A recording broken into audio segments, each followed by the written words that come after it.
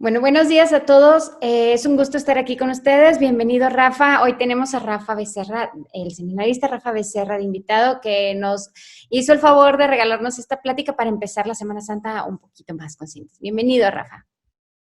Gracias, Gisela, y gracias a todo tu auditorio. Gracias por seguir con esta evangelización en las redes sociales. Como siempre lo hemos dicho, las redes sociales es este gran continente en el que debemos estar presentes los católicos y debemos evangelizar también en este lugar. Y gracias por hacer de esta Semana Santa una semana especial y tratar de ir reflexionando qué es lo que pasa en esta semana.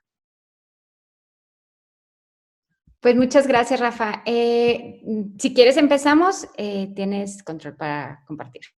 Muy bien, comparto estas diapositivas. ¿Cómo podemos vivir esta Semana Santa de una mejor manera con Jesús? Me gustaría comenzar ahora que pues estamos empezando la Semana Santa con el Domingo de Ramos, diciendo que solamente hay dos clases de personas: los que viven la vida y los que la ven pasar.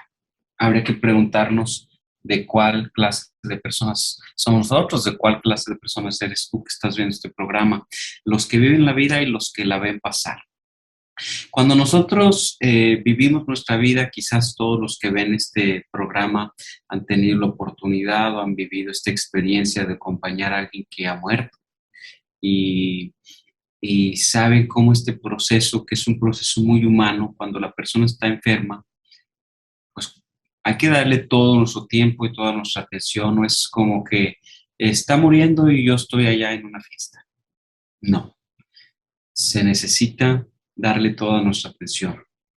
Me gusta compartir aquello que un amigo mío, que aprecio mucho, una familia muy querida, la familia Delgado. Una vez Luis Delgado me dijo: Rafa, la mejor decisión que tomé en mi vida fue dejar de trabajar en mi vida profesional para atender a mi mamá cuando ella estaba en ese proceso de muerte. Y no sabes que no me arrepiento ni un segundo de haberla atendido ese tiempo que estuvo con nosotros, para darle toda la atención, todos los cuidados, todo lo que ella necesitaba. Ella se sintió querida, amada, respetada, cuidada. Ella había dado la vida por nosotros y era mi responsabilidad hacerlo por ella. Entonces, yo quisiera comenzar esta plática haciendo esta comparación. ¿Cómo se cuida a un moribundo, a alguien que está en este proceso, y lo que significa la Semana Santa? La Semana Santa es la semana mayor del calendario litúrgico y es este proceso que vive Jesús desde la entrada en Jerusalén, desde el Domingo de Ramos hasta su pasión y su muerte, en el que muchas veces muchos de nosotros ni siquiera nos enteramos o no queremos darnos cuenta de lo que Jesús vive. Es un proceso, es un misterio pascual en el que Jesús va a morir. ¿Cómo nosotros queremos irnos de vacaciones a la playa, a andar en la fiesta, como si no pasara nada en esos días? Esos días es una semana especial en la que tenemos que tener un cuidado profundo de lo que va a ocurrir, de lo que va a ocurrir en esta semana, que es justamente la muerte de nuestro Señor Jesucristo. Algunas preguntas que me gustaría hacerle a ustedes, a los que nos están viendo. Quizás tú, Gisela, pudieras ayudar a contestar. ¿Por qué Jesús llegó en un burro a Jerusalén? ¿Qué instituyó Jesús el Jueves Santo? Y, finalmente, ¿cuál es el exquisito regalo que Jesús nos da el Viernes Santo? Yo los invito a que lo piensen. ¿Por qué Jesús llegó en un burro si siempre él andaba caminando? Pero para llegar esta última visita que hizo a Jerusalén, que es la visita en la que entregará su vida, él llegó en un burro, y no era un burro cualquiera, era un burro nuevo, que nunca nadie había montado. Los invito a que lo piensen. El Domingo de Ramos estamos recordando, la Semana Santa comienza con el Domingo de Ramos porque Jesús entró en un burro. Así es que cuando ustedes vean a un sacerdote que trae un carro nuevo, no se preocupen mucho. Jesús entró en un burro a Jerusalén y el burro era un burro nuevo. Nadie nunca lo había montado.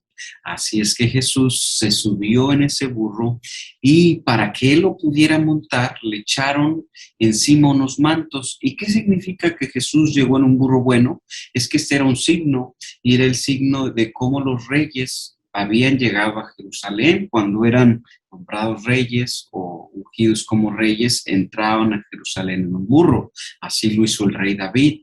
Y como un signo de su realeza, pues el rey no se sienta en el burro nada más así, ¿no? Le ponen unos mantos que reflejan eso que es exquisito, que es propio del rey. Nadie lo había montado porque Jesús era el rey, pero uno podría preguntarse, ¿pero qué no había caballos? Si era el rey, ¿no podía montar en un caballo? Bueno, los caballos, por supuesto que había caballos en aquel momento. Los caballos eran usados por el Imperio Romano, que ejercía el poder político.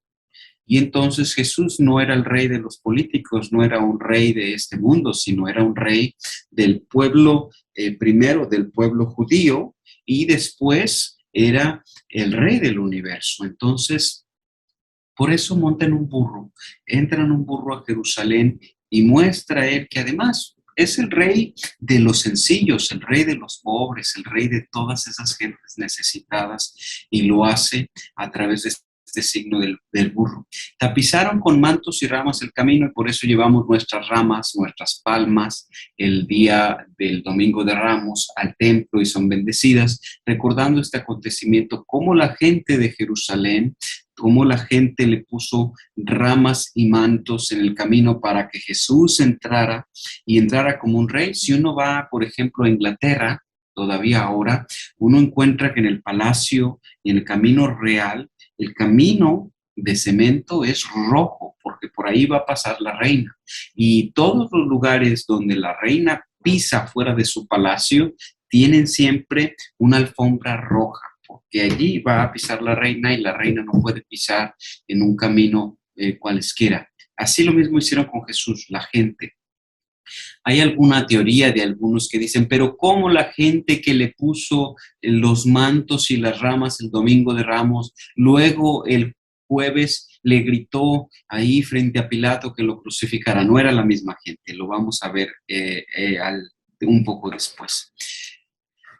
En ese momento ellos le gritaban Hosana. ¿Y qué significa este Hosana? Bueno, Benedicto XVI lo explica de una manera muy bella en el libro Jesús de Nazaret, cuando explica la entrada en Jerusalén, y dice, es que esta caravana que iba entrando, en la que Jesús venía, porque el desierto era muy peligroso, entonces venían a Jerusalén en caravana, y sobre todo para vivir la fiesta de la Pascua, que era recordar ese momento para los judíos en que Jesús, primero la fiesta de las ramas y luego después la forma en la que en la que Dios les había sacado del desierto, y ellos lo celebraban. Entonces para este era un momento especial, y Jesús venía en esa caravana, y en esa caravana a un lado del camino estaba un ciego de nacimiento, Bartimeus, que le pedía a Jesús que le curara. Los apóstoles y la gente lo echaban a un lado para que no se acercara a Jesús, y Jesús va y Jesús le recobra la vista, y entonces los que van en la caravana se dan cuenta o reconocen que ese que va allí con ellos, este es el heredero, este es el Mesías. Hosana le decían a aquel rey del cual esperaban que trajera la paz. Grito, este lema era para este momento no solo un lema de paz, ya para este momento en el desarrollo del lenguaje desde David hasta Jesús significaba no solo la paz, sino también significaba un signo de esperanza, que estaban ellos esperando. Pues imagínense que va la gente caminando y allí lo encuentran en medio de ellos, allí viene aquel por el cual ellos han estado esperando durante todo este tiempo, durante toda su vida, todos sus antecesores han hablado de y está allí con ellos. Por eso ellos comienzan a decirle ya en la peregrinación, Hosana, el que viene en el nombre del Señor es el que viene en el nombre del Señor. Imagínense el tumulto en la caravana, pues Jesús va allí en medio y algunos se aventajan, algunos van adelante, pero todos se dan cuenta, y entonces se va compartiendo de voz en voz, de tal manera que cuando Jesús llega a Jerusalén, pues ya la gente sabe, por eso le ponen ramas y le ponen mantos en el camino, porque ellos se dan cuenta, ahí viene el Mesías, ahí viene el que es el signo de paz, el que es el signo de esperanza. Y luego le gritan, viva el Hijo de David. Por supuesto que no era hijo de David, no podemos tomar de manera literal estas palabras, pero ellos le gritan, viva el hijo de David. ¿Por qué David? Porque David es este gran rey al cual Dios le ha mirado con cierta atención a David, porque es este rey que además de ser carismático, además de comenzar el templo de Jerusalén, es este rey que significa la esperanza del pueblo, este rey que se arrepiente, que comete errores, pero que se arrepiente, y es este rey, el rey de los salmos, ¿verdad? Este que dialoga con Dios y que le ha dado la esperanza. Además es el rey por el cual van a venir las promesas de Dios a su pueblo. Entonces ellos le llaman el hijo de David. Por supuesto que José es el descendiente del rey David y por lo tanto legalmente es el heredero de esta promesa, pero además para este momento, después de 3 años ya de vida pública de Jesús, ya es claro para la gente Jesús lo ha dicho muchas veces, mi Padre es Dios, mi Padre, el Padre y yo somos uno mismo. Por supuesto que ellos no lo entendían de la misma manera que nosotros lo entendemos ahora. Jesús era un hijo adoptado de José y Jesús era verdadero Dios y verdadero hombre, sino para ellos, aunque causaba, quizás ellos no lo entendían de la misma forma que nosotros lo entendemos, sí Jesús había sido muy enfático que él era el hijo de Dios, entonces pues ellos lo que quieren decirle, este es el hijo de David, este es el que es el heredero de la promesa de Dios, el heredero de la promesa de Dios. Y entonces este heredero va con ellos en la caravana y se lo encuentran y por eso entran con él. Además, entra el rey montado en el burro hacia Jerusalén. Otras preguntas que pudieran ustedes reflexionar en este momento ahí en su casa, quien está viendo esta charla, pudiéramos preguntarnos, adentrándonos en la Semana Santa, en lo que hemos de vivir, ¿por qué Jesús le lavó los pies a Judas? Jesús ya sabía que Judas lo iba a traicionar, le iba a dar un beso y que por esta traición él iba a ser crucificado. ¿Por qué le lavó los pies a Judas? Y luego, ¿por qué Jesús le dio a Judas su cuerpo y su sangre? Judas ya estaba en pecado, ya había hecho un trato con los sumos sacerdotes, quizás ya hasta había recibido las monedas, o las recibirá después, pero el trato ya estaba hecho. Y estaba ahí en la noche, en la última cena, y Jesús también le da el pan y el vino, su cuerpo y su sangre a Judas Iscariote. ¿Por qué? ¿Cuál es el mandamiento que Jesús nos da el Jueves Santo? Un mandamiento muy importante. ¿Por quiénes muere Jesús en la cruz? ¿Quién es la persona? Esta pregunta quisiera ser muy enfático para usted. ¿Quién es la persona que más daño te ha hecho en toda tu vida? ¿Y cuál es la mayor traición que has sufrido en toda tu vida? Las primeras preguntas son preguntas que vamos a ver a continuación, y las últimas 2 preguntas son preguntas en las cuales yo quisiera que tú te enfocaras y reflexionaras, porque al final tienen algo que ver con lo que te voy a proponer.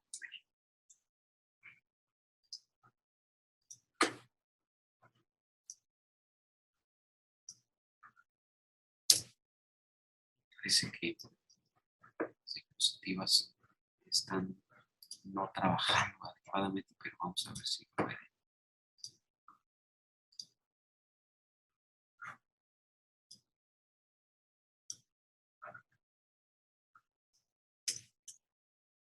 Bueno, el Jueves Santo, vamos a entrar al Jueves Santo. Jesús entra entonces a Jerusalén y allí pasa unos días. Esta escena en la que él echa a los ladrones del templo y que dice que esta es la casa de su padre, es justamente en estos días después de que llegas a Jerusalén. Y para entonces ya Jesús, su fama había sido tan grande que pues muchos le reconocían, los que estaban allí, los sumos sacerdotes, pero se llegaba la fiesta de la Pascua, los sacerdotes, los escribas, los fariseos, los saduceos estaban muy interesados ya en buscar alguna forma de atraparlo, en cómo deshacerse de este personaje que representaba una total amenaza para ellos. Pero Jesús finalmente llega al Jueves Santo y él le pide a sus apóstoles que le preparen un lugar especial para celebrar la Pascua. Ellos lo hacen en un lugar elevado, en el segundo piso, y allí se encuentran ellos. Por supuesto, la mesa no era el tipo de mesas que conocemos hoy, sino más bien ellos deberían de haber estado reclinados, como comían los judíos, en un orden en el que el más importante se ponía una posición, e iban ordenados de cierta manera. Bueno, Jesús invita a sus 12 apóstoles. Podemos saber que había mujeres allí, por supuesto había mujeres seguramente ayudando en cómo organizar aquello, pero los que estaban sentados en la mesa, por las narraciones que tenemos y lo que podemos entender de la revelación, solamente eran los 12 apóstoles, todos ellos varones. Jesús en ese día hace un acto que a veces pasamos de largo y que vivimos en la celebración del Jueves Santo, y es lavarle los pies a los discípulos. Jesús les ama en el extremo a todos los discípulos, no solamente a unos, les ama a todos, inclusive a Judas. Y Jesús le lava los pies porque también quiere que nosotros le lavemos los pies a los demás, y se los dice a sus apóstoles: también ustedes deben lavarse los pies unos a otros. Ejemplo les he dado yo de cómo lavarse los pies para que ustedes hagan lo mismo. La pregunta para nosotros es, en este día, cuando ustedes vayan a la última cena, a la celebración del Jueves Santo, deberían de preguntarse: ¿seré yo capaz de lavarle los pies a la persona que me ha hecho daño? ¿Sería yo capaz de lavarle los pies a la gente que amo? Bueno, Jesús le lavó los pies a todos, incluso a Judas. ¿Sería yo capaz de lavarle los pies a la persona que más daño me ha hecho en la vida? Jesús nos está invitando a eso. Ya lo ha hecho en el pasado, ya ha dicho: amen a sus enemigos. Bueno, ahora Jesús no solamente le lava los pies, sino que se los besa y le pide que hagan los demás. Ahora vivimos en una sociedad muy orgullosa, de mucho orgullo, y entonces a veces no somos capaces de vivir este nivel de humildad, lavarle los pies a otro. En el Jueves Santo, Jesús, después de lavarle los pies, él instituye dos sacramentos importantísimos para la vida de la iglesia. La iglesia vive de la Eucaristía, es la fuente y también es el culmen y también es el sostén de la vida de la iglesia. Bueno, es instituido aquí en este Jueves Santo, y debemos estar conscientes de eso para vivirlo. No es una celebración más a la que vamos a acudir el jueves, es la celebración en la que Jesucristo instituye la Eucaristía. Por eso en algunos lugares de México y también de Latinoamérica, y ahora de alguna manera también en Estados Unidos, el jueves se torna en un jueves sacerdotal. ¿Por qué? Porque Jesús ha instituido la Eucaristía ese día, el Jueves Santo, y dice: este es mi cuerpo y esta es mi sangre. Este es mi cuerpo y esta es mi sangre. Esto es sumamente contradictorio para la cultura judía y para los que vivían con él en aquel momento. Imagínense, los apóstoles, ¿qué querrá decir cuando dice: este es mi cuerpo y esta es mi sangre? Lo del cuerpo, ¿cómo lo del cuerpo? Si él dice que él es el cordero, ¿cómo vamos a comer la carne de un cordero sacrificado si eso está prohibido? Si él es el cordero de Dios, no, eso no hace sentido. Pero además, ¿cómo esto es mi sangre? Los judíos no podían tomar la sangre porque de ningún animal, no podían tomar ni comer sangre.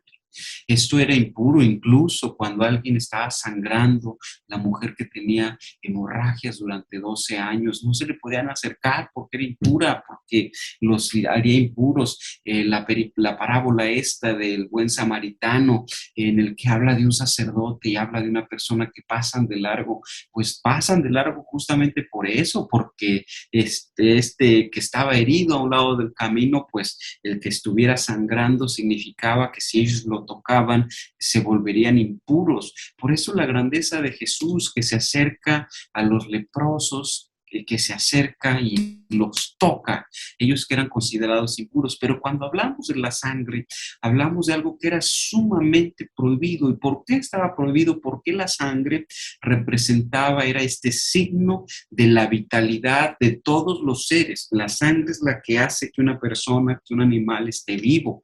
Este es lo que significa esa vitalidad, esta fuerza vital de todos los seres vivientes. Bueno, imagínense la contradicción o el choque cultural que diga Jesús: esta es mi sangre, quien come mi cuerpo y bebe mi sangre, ese tiene vida eterna. Esto para los judíos representaría una cosa que es inconcebible. ¿Cómo me pide que bebe su sangre? Pero si nosotros vamos un poco más allá, primero en el asunto del pan, Dios había alimentado con pan en el desierto, con una cosa que es llamada el maná. Había alimentado a su pueblo con el desierto durante mucho tiempo y aparecía allí, cada quien podía tomar lo que necesitara para ese día, y les había dado pan del cielo. Y la gente se lo atribuyó a Moisés. Lo narramos ahora los que son adoradores nocturnos en una frase que dice: Moisés dio el pan del cielo, pero mi Padre es quien da el verdadero pan del cielo. Es Jesús quien es el verdadero pan. Luego Jesús le dio de comer a 5,000 y luego a 4,000. Y sus discípulos no entendían para ese momento que Él es el pan. Ahora, cuando Él dice: esto es mi cuerpo, es que Él está revelando y haciendo más profundo y completando este sentido. No solamente es que Dios da el pan, es que Él, Dios mismo, Jesús, Él es el pan del cual nosotros nos alimentamos, y lo decimos todos los días en el Padre Nuestro: Padre nuestro que estás en el cielo, y pedimos que nos dé el pan nuestro de cada día. Él es el pan, Jesús es el pan nuestro de cada día, a través del cual nosotros podemos tener vida eterna y vida en abundancia. Y su sangre, imaginen la profundidad. Si la sangre para los judíos representaba este elemento vital que daba vida a todos los seres vivientes, bueno, Jesucristo ahora está diciendo: esta es mi sangre, quien toma mi sangre, ese tendrá vida eterna. Él es esta fuerza vital de todos los seres vivientes. Él es esta fuerza vital a través de la cual nosotros, los cristianos, quienes bebemos su sangre, podemos tener vida en abundancia, podemos tener ese elemento vital en nuestras vidas todos los días. Claro, quizás no todos tenemos la posibilidad de beber, de consumir la Eucaristía bajo las dos especies, pero quien recibe la Eucaristía en el cuerpo de Cristo, ese ya recibe a todo Cristo. Entonces estamos recibiendo vida y vida en abundancia. Jesús instituyó entonces la Eucaristía en ese momento, pero ¿quién va a celebrar la Eucaristía? ¿Quién va a hacer este milagro de amor? ¿Quién va a hacer el sacrificio? ¿Y quién va a ser sacrificado? ¿Y quién va a convertir el pan y el vino en su cuerpo y en su sangre? Bueno, por eso instituye también el sacerdocio y le dice a sus 12 apóstoles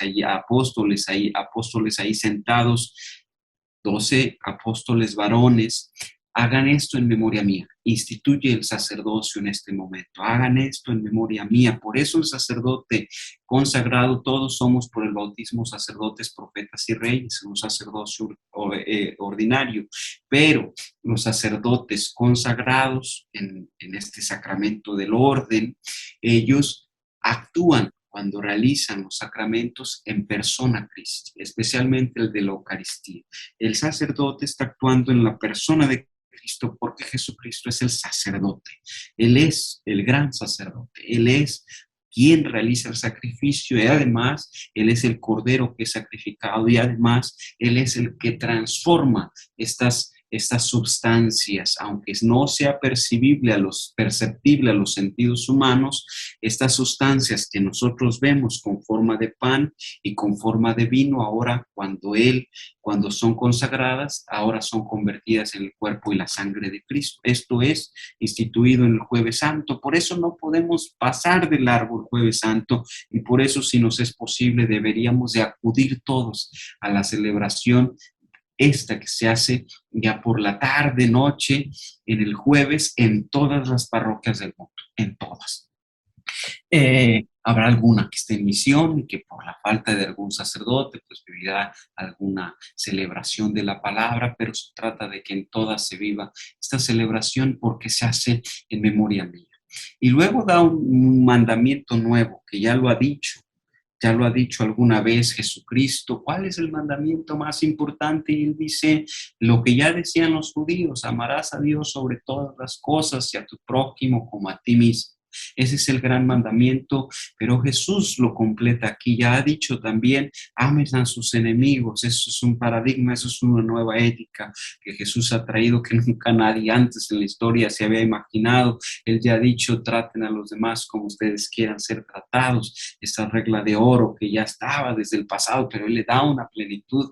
Ahora Él completa este pensamiento, esta nueva ética. Ámense los unos a los otros como yo los he amado. Hasta este momento quizás sus discípulos piensan que esta es una forma romántica de pensar y de amar. Claro, Jesús nos ha hecho milagros, ha estado con nosotros, nos ha alimentado a 5,000 y luego ha alimentado a 4,000, ha curado al leproso, le ha recobrado la vista al ciego, ha levantado a los muertos, a la niña aquella que había muerto, al joven aquel que llevaba a su mamá que era viuda y que iba a ser echada de la comunidad, a su amigo Lázaro. Pero de lo que está hablando Jesús, ámense los unos a los otros como yo los he amado. Es de esto que Él está haciendo. Él se está entregando todo completo a sus apóstoles, a toda la humanidad. Y Él quiere que nosotros seamos capaces de amarnos los unos a los otros así. Está a punto de vivir la máxima expresión del amor. Y es así como quiere que nosotros también seamos capaces de amar. Sus apóstoles en este instante quizás no lo han comprendido totalmente, pero lo van a comprender en el futuro y nosotros también lo vamos a comprender. ¿Qué es lo que pasa en la Eucaristía cuando nosotros vivimos este misterio pascual? Nosotros, cada vez que vamos a una celebración eucarística, lo que estamos viviendo es esto. Y quiero poner este pequeño video para que podamos reflexionar en lo que es la Eucaristía, lo que vivimos en el misterio pascual. Por supuesto, la Eucaristía es estas dos mesas, la mesa de la palabra en la que Dios nos habla de manera particular, porque su palabra es siempre viva y eficaz, en la que este gran testamento, esta gran carta de amor se dirige particularmente a cada uno de nosotros, y luego vivimos la mesa de la Eucaristía en la que Jesucristo, el sumo sacerdote, a través del sacerdote que actúa en persona Christi, Jesucristo realiza el sacrificio y Jesucristo es el sacrificado y luego Jesucristo se nos ofrece y se nos da como esta persona, como su cuerpo y como su sangre para que nosotros podamos tener vida eterna y podamos estar en comunión. Y la comunión es primero la comunión de la comunidad, esta comunidad toda junta, que es el cuerpo de Cristo en Jesucristo, y luego físicamente nosotros podemos estar en comunión con Cristo, que esto se convierte en un regalo, justamente en un milagro eucarístico. Bueno, lo que pasa en la Eucaristía es esto. Vamos a ver este video de algunos cuantos minutos.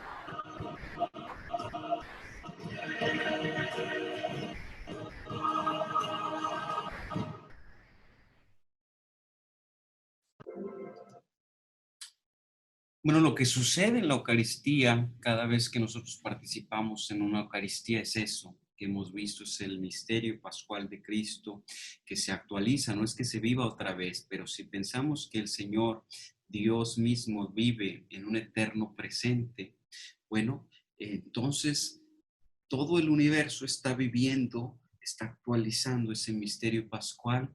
Por eso a veces es triste, quizás, o incomprensible que hayamos personas que acudimos a la misa y que no nos damos cuenta de lo que está ocurriendo. Es que en ese momento en que el sacerdote dice santo, santo, santo, ese momento todos los ángeles y todos los santos y el Padre y el Espíritu Santo y María están allí presentes en el sacrificio, en el misterio pascual de Jesucristo.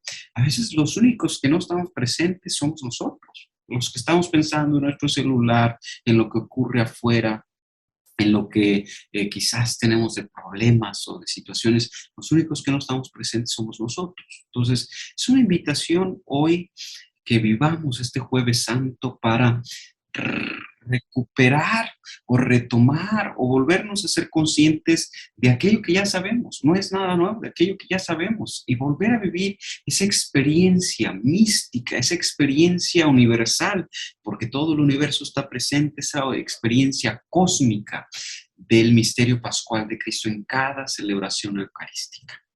Hay un sacerdote que se llama el padre Ron Rolheiser, que fue el rector de la universidad en la que yo ahora estudio, Oblate, y él escribe un libro muy bueno y habla sobre la pasión y sobre la cruz de nuestro Señor Jesucristo.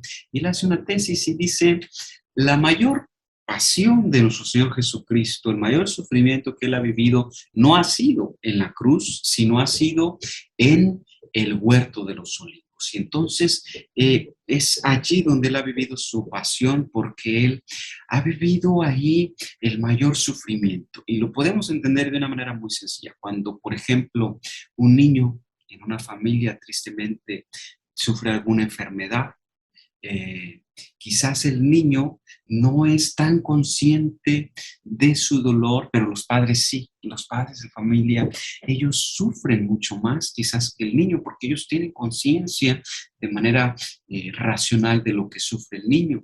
Cuando nosotros, por ejemplo, tenemos alguna enfermedad, quizás para nosotros es más difícil el que no el dolor corporal, sino lo que nosotros podemos racionalizar de lo que vivimos en esta experiencia. Alguien, por ejemplo, es diagnosticado de cáncer y no es el dolor que tiene en el cuerpo, sino lo que esto representa, lo que es una verdadera agonía.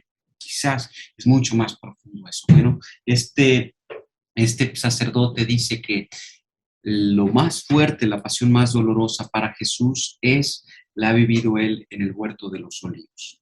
Para llegar al huerto de los olivos, él llevó a los discípulos especialmente amados, es decir, a Pedro, a Santiago y a Juan. Los ha llevado allí. Y allí vivió su mayor agonía y por eso sudó sangre y por eso él le hace una súplica a su Padre. Si es posible, aparta de mí esta copa, aparta de mí este cáliz, pero no se haga mi voluntad sino la tuya. Esto es una afirmación de que no siempre en la vida vamos a vivir de una manera placentera, no siempre en la vida vamos a vivir cosas que a nosotros nos gustan, pero Jesucristo, que Él mismo es Dios, Él mismo acepta y cumple la voluntad de su Padre en todas sus facetas. Entonces, cuando Él vive esta mayor agonía, imagínense lo terrible que pudo haber sido el tomar conciencia de lo que está por vivir y por sufrir, que suda sangre.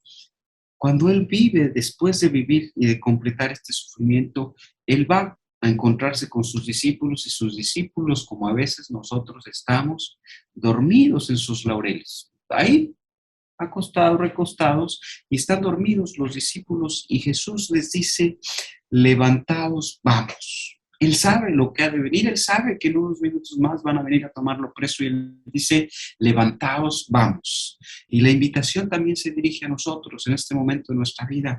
Es momento de levantarnos e ir. ¿A dónde? Al cumplimiento de la voluntad de Dios. Para cada uno de nosotros será un momento diferente. Cada uno viviremos un momento diferente en nuestra fe, en nuestra propia vida. Es momento de levantarnos y de ir a cumplir con la voluntad del Padre en su ser, en su esencia, en lo que Él quiera. Pero con esta humildad que ha tenido Jesucristo para vivir en su voluntad. Tomando pues conciencia e invitando a sus discípulos a que se levanten y vayan, el Viernes Santo, Jesús, muy ya en la noche del jueves, recordemos que en el tiempo judío ellos celebran el día desde la víspera del día anterior, por lo tanto, Jesús allí en el huerto de los olivos es tomado preso. Después de que es tomado preso y alguien le pregunta, ¿es este? Porque Judas va y le da el beso de la traición y Jesús responde, yo soy. Las palabras yo soy narradas en el Evangelio de Juan son tan poderosas que hace que todos los soldados caigan pecho tierra. Todos los soldados caen porque Jesús está diciendo yo soy Dios. Dios se había revelado a Moisés en la zarza y había dicho, Moisés le pregunta, ¿cuál es tu nombre? Si me preguntan cuál es el Dios que me manda, yo sé que es el Dios de Jacob, el Dios de Abraham, el Dios de Isaac, pero ¿cómo les digo que te llamas? Y Dios dice, yo soy. Bueno, Jesús lo ha dicho muchas veces, en repetidas ocasiones ha dicho yo soy, y yo soy no es simplemente como ahora nosotros lo utilizamos para describir y ponernos algún adjetivo. Jesús lo utiliza en este sentido profundo, en este sentido que sí cobra su sentido total y pleno. Él dice yo soy para revelar su esencia, para revelar su ser Dios, y entonces es tan poderoso el que Él lo diga, porque Él es Dios y Él está allí presente. Entonces esta plenitud de esas palabras hacen que los soldados caigan pecho tierra. Y aquí valdría la pena preguntarnos, ¿tendrían estos soldados poder para tomarlo preso si han caído pecho tierra, tan solo al escuchar las palabras yo soy, la revelación de Dios frente a ellos, yo soy, tendrían poder? No tiene ningún poder. Lo vamos a ver en el futuro, lo vamos a ver en un poco más adelante. Judas le traiciona con un beso y valdría la pena preguntarnos nosotros cómo traicionamos a Dios. Cuando queremos aparecer como buenos, sabiendo que estamos en pecado. Cuando traicionamos a Dios a través de nuestros pecados y no tenemos este sentido de arrepentimiento, de dolor. Por supuesto que somos pecadores, por supuesto que somos seres humanos, pero es la gracia de Dios la que nos rescata.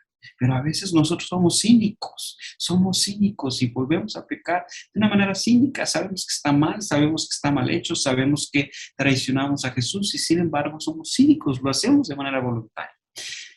En este momento los discípulos huyeron. Cuando Jesús han llegado los soldados, ellos huyen, se van, pero Jesús es tomado preso y es torturado de una manera cruel, como lo podemos ver quizás representado en la película de la Pasión de Cristo. Por eso he puesto este video de una manera dramática, de una manera impensada. Es presentado a los sumos sacerdotes y allí es juzgado por ellos. ¿Por qué es juzgado? ¿Por qué han decidido matarlo? ¿Por qué lo han condenado?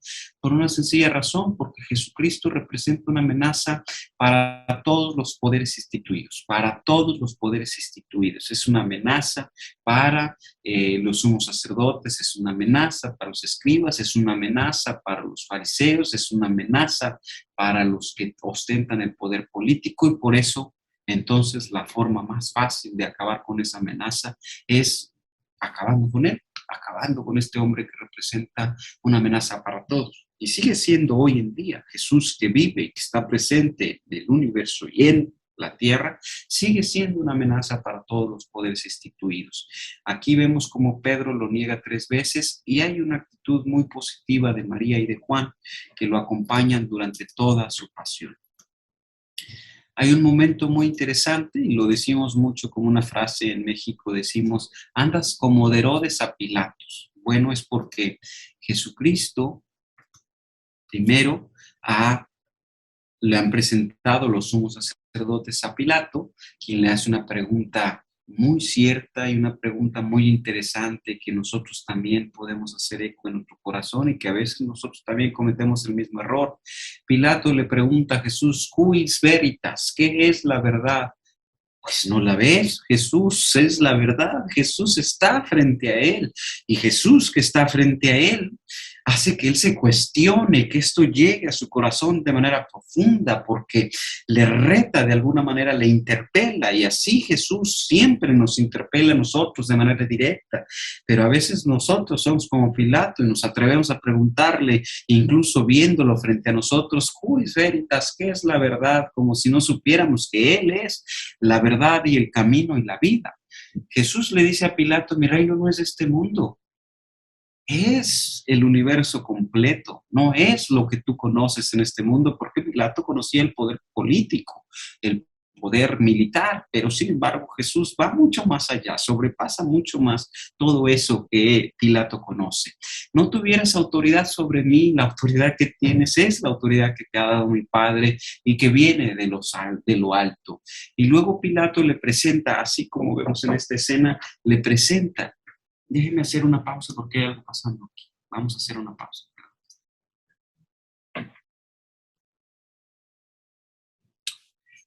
Bueno, pues el otro personaje que es muy interesante aquí es Herodes. Herodes es hijo de Herodes el Grande. Herodes el Grande es aquel rey que mandó matar a los inocentes porque había nacido el Redentor al que se presentaron los reyes de Oriente. Ostentaba un gran poder en aquella región y luego a su muerte ha nombrado o ha dejado 4 de sus hijos que son tetrarcas. Este es el que gobierna en una de esas regiones a la que pertenece Jesús y entonces le hace muchas preguntas, ufanándose de manera déspota o de manera burlona de Jesús. Y Jesús no le contesta. ¿Cuántas veces nosotros en nuestra vida tenemos la misma estrategia, utilizamos la misma manera de Herodes? ¿Cuántas veces nosotros incluso somos cínicos con Jesús? ¿Cuántas veces nosotros también somos cínicos y nos atrevemos a pedirle cosas de manera cínica? Por ejemplo, el que le pide, Jesús, quisiera que tener esta cosa, no sé, este teléfono, este carro. Eso es una cosa cínica que, por supuesto, que Jesús no nos va a contestar, como Jesús no le contestó a Herodes. Estoy poniendo un ejemplo.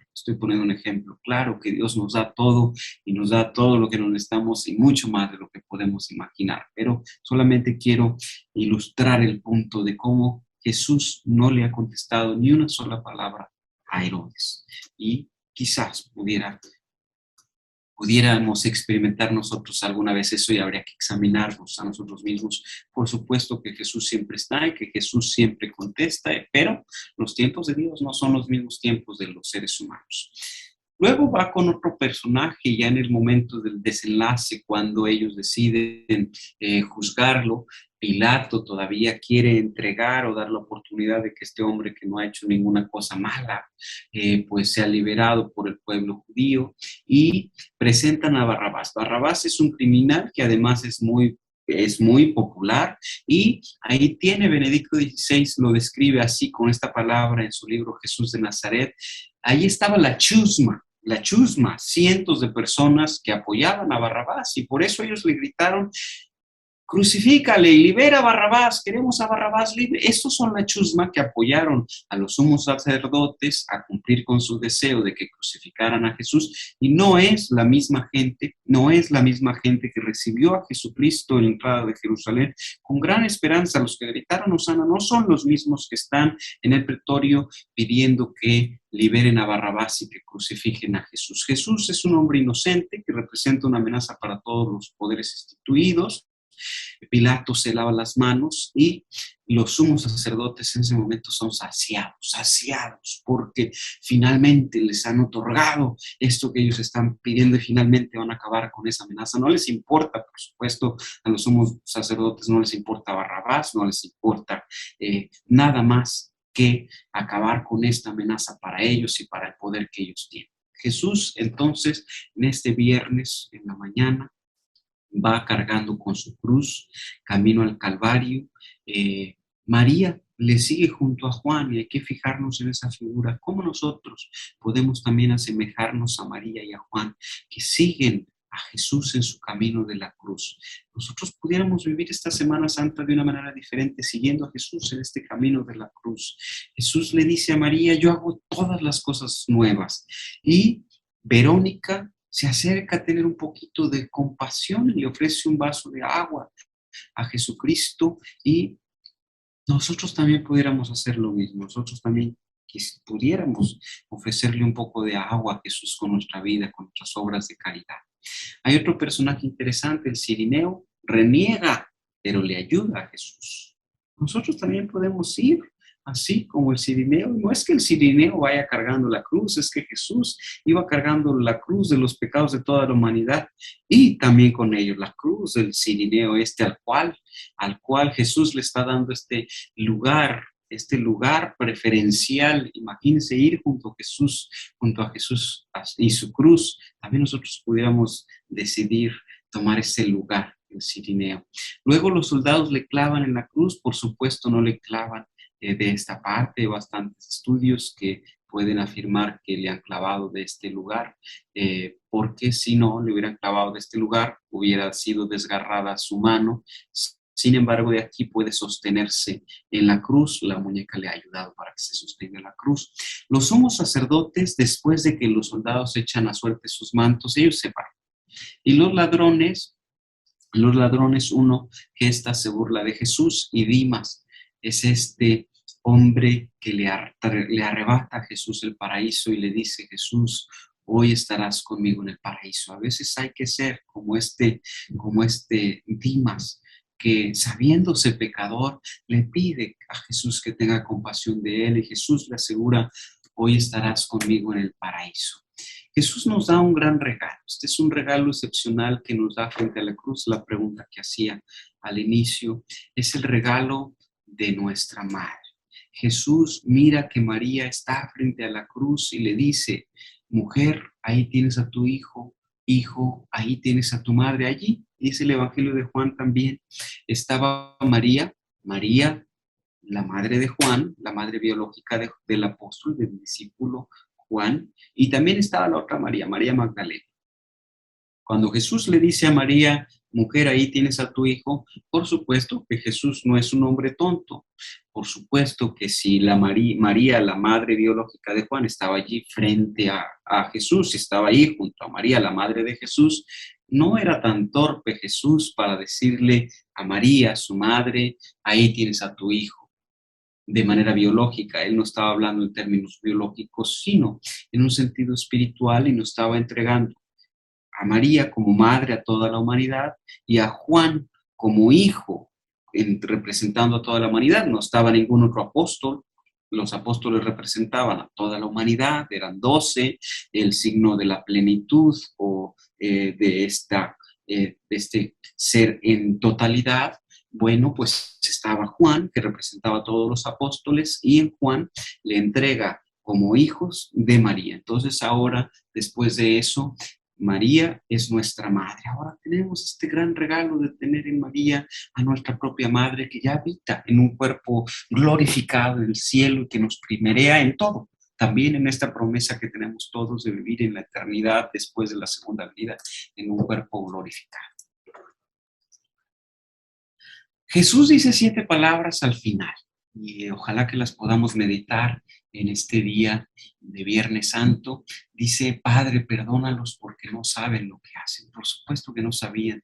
Quizás los soldados que eran romanos no tenían la más remota idea de lo que estaba pasando, de lo que esto representaba. La pregunta para nosotros será: ¿sabremos nosotros lo que significan nuestros pecados? ¿Qué más? Que le hagan daño a Jesús. Él es Dios, Él está en el cielo y está aquí con nosotros. Por supuesto que sufre por nuestros pecados, pero podrán hacerle algún daño a Jesús, quizás no.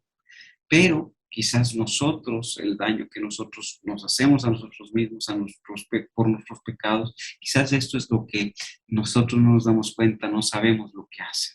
Le dice a Dimas: yo te aseguro que estarás conmigo en el paraíso. Ha dicho ya: mujer, ahí tienes a tu hijo, hijo, ahí tienes a tu madre. Y también dice: Dios mío, ¿por qué me has abandonado? Ahí expresa profundamente su humanidad, esta humanidad de estar en estos momentos aciagos, en un momento de oscuridad. Las mayores herejías de la historia han hablado o han dudado de la humanidad de Jesucristo más que de su divinidad, han dudado de su humanidad. Y bueno, aquí está un sentido profundo de su humanidad. Ahora quienes sufrimos, podemos saber que tenemos en Jesucristo un Dios que entiende profundamente el dolor humano, el sufrimiento humano y lo que significa estar en un momento de oscuridad. Él nos entiende profundamente. Y luego dice: tengo sed. La Madre Teresa de Calcuta ha comenzado su apostolado, que hoy está extendido alrededor del mundo, porque ella entendió que Jesús tenía sed y quería saciar su sed. ¿Qué vas a hacer tú? ¿Qué vamos a hacer nosotros para saciar la sed de Jesucristo? Finalmente, en Jesucristo todo se ha cumplido. Jesús es el cumplimiento del amor de Dios al hombre, es el cumplimiento de la revelación de Dios, es el cumplimiento de la ley y los profetas, y es él mismo la revelación y es la plenitud de la revelación de Dios al hombre. Toda revelación particular tiene que estar adherida y no puede ir más allá de la revelación que Dios ha hecho al hombre a través de Jesucristo. Porque Jesucristo es la plenitud de esa revelación de Dios al hombre. Cualquiera que asegure que la revelación particular que ha recibido revela o dice más de lo que Jesucristo nos ha dicho con sus palabras, con su vida, con sus obras, está equivocado. Cualquiera que diga que esa revelación, por ejemplo, aquellos que revelan el tiempo en el que se va a acabar el mundo, podemos dudar de esa revelación particular. La revelación completa, plena de Dios al hombre es Jesucristo. Claro, nuestro entendimiento sobre la revelación siempre es un continuo entender y comprender más profundamente lo que Dios nos ha querido revelar. No quiere decir que la revelación de Dios al hombre esté incompleta, lo que quiere decir es que nuestro entendimiento de esa revelación quizás esté incompleto. Entonces, lo que debemos nosotros profundizar es cómo yo estoy entendiendo la revelación de Dios hacia el hombre. Quiero proponerles un reto antes de terminar y llegar a la conclusión, y para proponerles este reto quiero que veamos este video. Vamos a ver si se puede ver.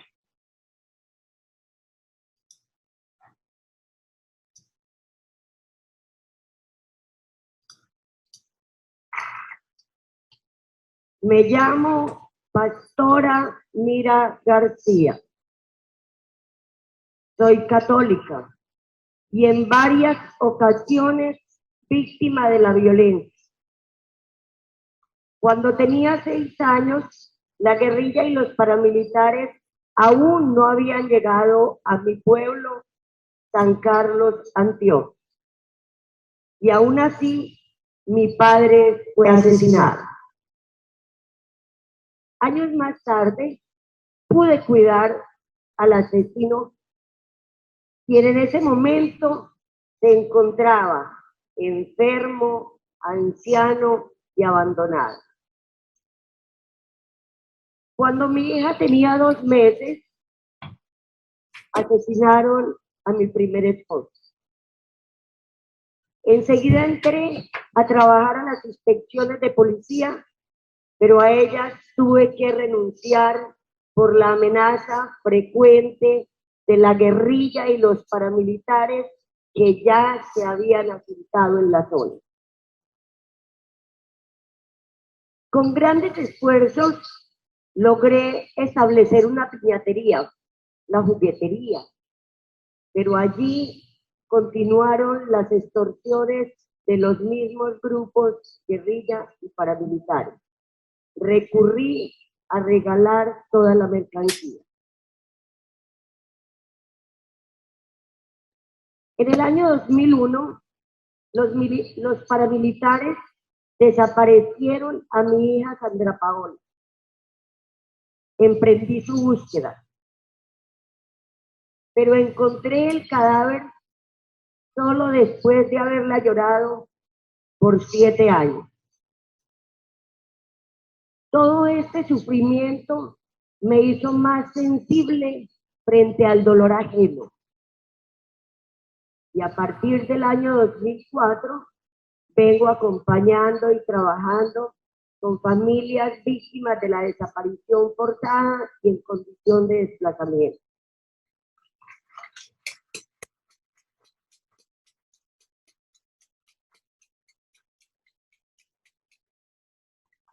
Pero no todo estaba aún cumplido.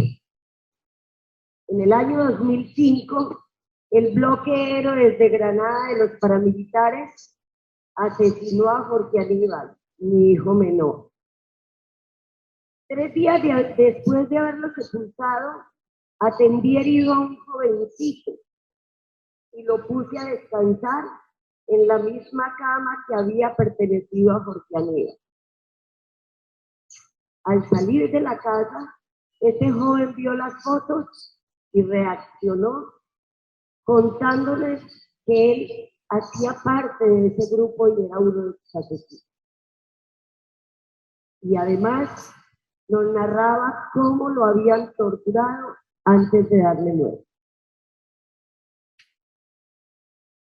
Doy gracias a Dios que con la ayuda de Mamita María me dio la fuerza de servirle sin causarle ningún daño, a pesar de mi indecible dolor.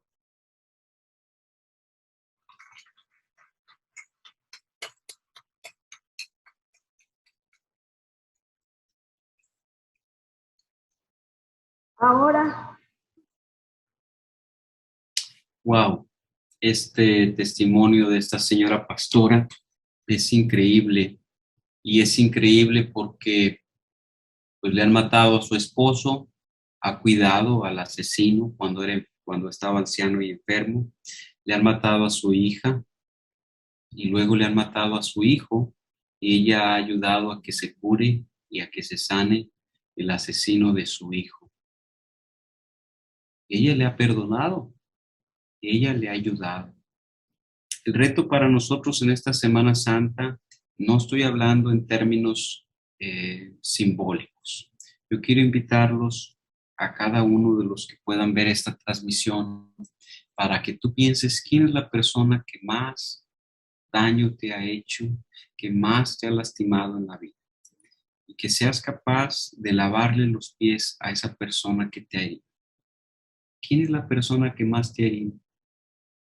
Te invito a que le laves los pies como Jesús le lavó los pies a Judas, quien lo iba a traicionar y por el cual después de esa traición le han asesinado. Como esta señora pastora que ha curado y ha ayudado a esa persona que asesinó a su hijo. El amor del cual Jesús habla, amar a sus enemigos, es un amor que perdona, Yo sé que hay muchas situaciones muy difíciles, pero la violencia no se va a acabar con más violencia. La violencia se acaba solamente con este tipo de amor que Jesucristo nos ha presentado. Podrá ser difícil y lavarle los pies a la persona que más te ha herido significa reflexionar en quién es esa persona, significa perdonarle profundamente desde el corazón, significa hacer contacto con esa persona, quizás significa tener un diálogo, porque uno no puede presentarse ante la persona que más me ha herido para quítate los zapatos y déjate lavar los pies, no, significa un proceso más profundo. Ese es el reto que yo te propongo en esta Semana Santa. En conclusión, Jesucristo hace todas las cosas nuevas y también a ti te puede hacer nuevo cada día. Jesucristo es aquel que nos ha enseñado que sin cruz no hay resurrección. Benedicto XVI dice que en su encíclica Deus Caritas Est, quien ha venido al cristianismo en busca de aplausos y reconocimiento está muy equivocado. Lo único que va a encontrar aquí es una cruz grande, tosca, pesada y fea. Cada quien llevamos su cruz y estamos invitados a llevarla. Y como decía Alberico, este monje cisterciense de la Edad Media, decía, para llegar a compararme, para llegar a ser igual que él que murió en la cruz para mí, me hace falta mucho. Cuando esté en medio de mis sufrimientos y de mis penas y piense que mi cruz está muy pesada, este pensamiento de Alberico puede resonar en nuestro corazón y podemos voltear a mirar la cruz de Cristo y podemos decir, para llegar a parecerme a Él, todavía me falta mucho y quizás me faltará mucho toda la vida. La cruz es una locura, diría Anacleto González Flores, es una locura de amor, es la mayor radicalidad del amor. No hay una expresión más grande del amor que la cruz. Y los santos mártires, quienes han sido martirizados por su fe, han expresado también en ese martirio una forma de amor, una locura de amor, una locura en su fe. Así es que, como decía Anacleto González Flores, mi invitación para todos en esta mañana es invitarlos a que seamos locos de la locura de la cruz, a que nos apasionemos por Cristo, a que seamos capaces de amar de esta manera en el extremo como lo ha hecho Jesús, a través de obras de misericordia, a través de obras de caridad, a través del perdón, a través de darlo todo por los demás. El precio del ser humano es toda la sangre de Cristo. No era necesaria que Él derramara toda su sangre para salvarnos. Una sola gota de su sangre hubiera sido suficiente, pero Él ha decidido dar toda su sangre por amor a nosotros, toda su vida. Así que en el cristianismo no hay lugar para que nadie se sienta menos. No hay lugar para que nadie se sienta menos que nadie. Para aquellos que sienten alguna depresión, claro, hay muchos factores humanos, psicológicos y quizás incluso de salud, términos de salud por el caso de la depresión, pero en muchas ocasiones nosotros podemos voltear la mirada hacia Jesucristo y decir, si mi precio, el precio de mi dignidad, el precio de mi persona es toda la sangre de Cristo, pues entonces mi precio es invaluable, yo soy invaluable. Jesucristo ha dado toda su vida por amor a mí. Nadie me quita la vida, yo la doy libremente. ¿Se acuerdan cuando decía que cuando Jesucristo dijo yo soy, todos los soldados cayeron pecho tierra? No tendrían poder sobre él. Y luego entonces, ¿por qué lo apresaron? Porque nadie le ha quitado la vida. Jesús ha donado su vida libremente por una sola razón, porque te amaba a ti. No hay que pensarlo en términos genéricos, sí, por supuesto, por todos, pero de manera particular Él ha querido entregar su vida en la cruz, Él ha resucitado porque te ama a ti. Quisiera invitarlos a que nosotros nos atrevamos a vivir esta Semana Santa de una manera diferente y a que tengamos presente en nuestro corazón que Él ha vivido, padecido, muerto y resucitado por nosotros. No es este el día de reflexionar en la resurrección, quizás podría haber otro momento que indique toda otra reflexión, pero les invito a que ustedes también, después de vivir este momento de desolación en la iglesia el Viernes Santo junto con Jesús, después de que nos demos cuenta que Él ha muerto por amor, también podamos acudir a la vigilia de las vigilias, a la vigilia pascual el sábado santo, ya por la noche, en nuestra parroquia, y podamos allí ser testigos de la resurrección de Cristo, cómo esta ceremonia nos recuerda nuestra vivencia de esta historia de la salvación, cómo vivimos el misterio de su sacrificio pascual, cómo vivimos la alegría y el gozo de su resurrección, y con su resurrección cómo Jesucristo lo ha transformado todo y ha transformado también mi vida, y cómo yo puedo, si quiero, vivir en una eterna Pascua. Muchas gracias.